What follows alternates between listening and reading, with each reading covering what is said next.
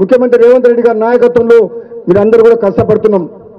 మరి ఎందుకు ఆవేశంతో ఒక తెలంగాణలో కాంగ్రెస్ అభివృద్ధి చేయట్లేదని చెప్పి మాట్లాడుతున్నారు అర్థమైతలేదు. కానీ ఒక్క మాట చెప్పగలుగుతున్నాం, కాంగ్రెస్ పార్టీ పేదల పార్టీ, ఈ దేశ స్వాతంత్ర్యం కోసం పోరాటం చేసిన పార్టీ, తెలంగాణ రాష్ట్రాన్ని ఇచ్చిన పార్టీ, బడుగు బలహీన వర్గాలకు ముఖ్యంగా రైతులకు అండగా ఉండే పార్టీ ఏదంటే కాంగ్రెస్ పార్టీ.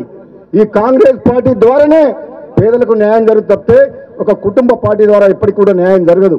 కాబట్టి సోదరులారా, ఏది ఏమైనా కానీ సోదరులు కోమటిరెడ్డి వెంకటరెడ్డి గారి నాయకత్వంలో, ఉత్తమ్ కుమార్ రెడ్డి గారి నాయకత్వంలో జిల్లాలో వెనుకబడిన అభివృద్ధిని కానీ నిర్లక్ష్యంగా వదిలేసిన ప్రాజెక్టుల విషయంలో కానీ ముందుకు పోయే బాధ్యత మనది. మన అందరం కలిసికట్టుగా ఈ జిల్లాని ప్రతి ఎకరాకు సాగునీరు తీసుకొచ్చే విషయంలో కానీ, పేదలకు అండగా ఉండే విషయంలో కానీ, ఏ అభివృద్ధి విషయంలోనే సరే వెనుకడుగు వేసే ప్రసక్తి లేదు. అంత ముందుకున్న మంత్రి ఉన్నాడు,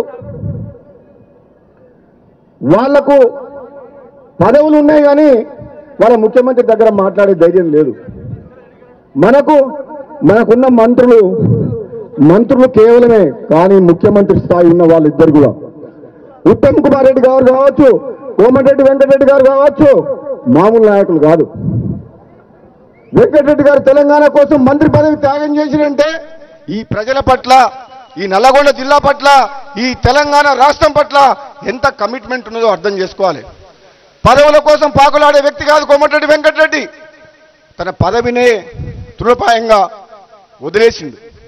ఆ రోజు తెలంగాణలో పిల్లలు చనిపోతుంటే కోమటిరెడ్డి వెంకటరెడ్డి గారు మంత్రి పదవిని వదిలేసినంటే మామూలు విషయం కాదు. ఎంతో మంది పిల్లలు ప్రాణత్యాగం చేస్తుంటే చూడలేక ఈ తెలంగాణ రాష్ట్రం సాధించాలని చెప్పి, 60 ఏళ్ల కళ పూర్తి కావాలని చెప్పి, ఈ ప్రాంతానికి అన్యాయం జరుగుతుందని చెప్పి తెలంగాణ రాష్ట్రం కోసం పదవి త్యాగం చేసిన వ్యక్తి.